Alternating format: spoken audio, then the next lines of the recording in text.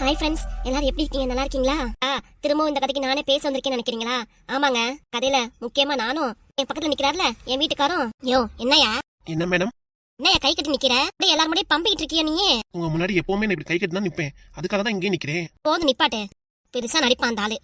பாத்தீங்களா ஃப்ரெண்ட்ஸ், போன குடும்பத்திலயும் இப்படிதானே மிரட்டி ஆட்டி வச்சா. நான் சொல்றதை கேப்பியா மாட்டியா நீ? எது சொன்னாலும் டக்குன்னு நான் கேட்பேன். இந்த பயம் இருக்கட்டும் என் மேல உனக்கு. போய் ஒழுங்கா மாத்திட்டு அப்போ. சரிங்க. நீங்க எதுவும் தப்பா நினைச்சுக்காதீங்க. இந்த ஆளு அப்பப்ப மிரட்டி கொண்டு வந்தாதான் நம்ம வழிக்கு வருவாரு. இந்த போஸ் ஓகேன்னு பாருங்க மேடம். ஓகேதான், இருந்தாலும் ஏன் முன்னாடி இப்படி திமுறா நிக்கிறது மேல. சரி நீ எதுவும் சொல்ல வேணா, நான் பேசிக்கிறேன். Okay madam. அப்பப்ப இந்த ஆள் இப்படிதான் என்கிட்ட தமாசா நடிப்பாரு. ஸ்ட்ரைட்டா கதைக்குள்ள வந்தலாம். இந்த கதையோட தலைப்பு நான் என்னன்னு சொல்ல மாட்டேன், நீங்களே பார்த்து கண்டுபிடிக்கணும். நீங்க பார்த்து கண்டுபிடிச்சு கீழே கமெண்ட் பண்ணுங்க. யாரு கரெக்டா கமெண்ட் பண்றீங்களோ அவங்க பேரு நானும் சொல்லுவேன். நான் சுத்தி முத்தி பார்த்தாலே தெரியும் உங்களுக்கு, அதனாலதான் சொல்றேன். ஈஸியா க்ளூ கொடுத்துட்டேன், இன்னொரு க்ளூவும் தரேன். அதே மாதிரி இந்த டைட்டிலுக்கான படத்துக்கு ஸ்ரீகாந்த் ஹீரோவா நடிச்சிருப்பாரு. இவ்வளவு விளக்கம் கொடுத்துட்டோம் நாங்களே, பார்த்து நீங்களே கண்டுபிடிங்க. அதே மாதிரி இதுவும் குடும்ப கதை தாங்க. குடும்ப கதையும் வராது, காதலும் சேர்ந்து வரும். ஆமாங்க. அதே மாதிரி இந்த கதையில இந்த வீட்டோட மூத்த பையன் நான் தான். என் பேரு பாண்டி. என் பேர் அதேதான், புஷ்பா.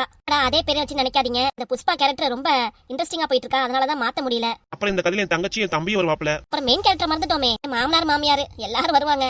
ஆமாங்க. வழக்கம் போல குடும்பத்துல அன்பு, சண்டை, சச்சரவு, காதல் எல்லாமே இருக்குங்க. ஆமா.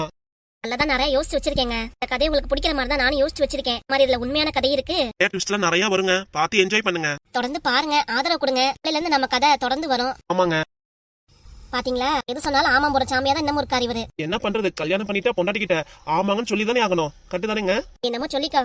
சரிங்க, அதே மாதிரி இந்த தலைப்பை மறந்துடாதீங்க. சுத்தி முத்தி பார்த்தாலே தெரியும். மாதிரி கையில ஒண்ணு இருக்குல்ல, அதை பார்த்து கண்டுபிடிச்சிருங்க. இதான் க்ளூ. சரிங்களா? பார்த்துட்டு கமெண்ட் பண்ணுங்க. ஓகேங்க, நாளைல இருந்து நம்ம கதையை பாப்போம். மேற்கொண்டு ஏதாவது சொன்னா சுவாரஸ்யம் போயிடும், அதனாலதான் கதையில பார்த்தலாம் சொல்லியாச்சு. அப்புறம் டைட்டில் சாங்லாம் போன்னு எனக்கு ஆசைதான், ஆனா எனக்கு ரெடி பண்ண தெரியாது. இப்போதைக்கு இந்த கதைக்கு ஒரு பேர் போட்டு அப்படியே தொடர தினமும் தொடர்ந்து ஆரம்பிக்கலாம்னு நினைக்கிறோம். உங்க சப்போர்ட் எப்பவுமே எங்களுக்கு வேணுங்க.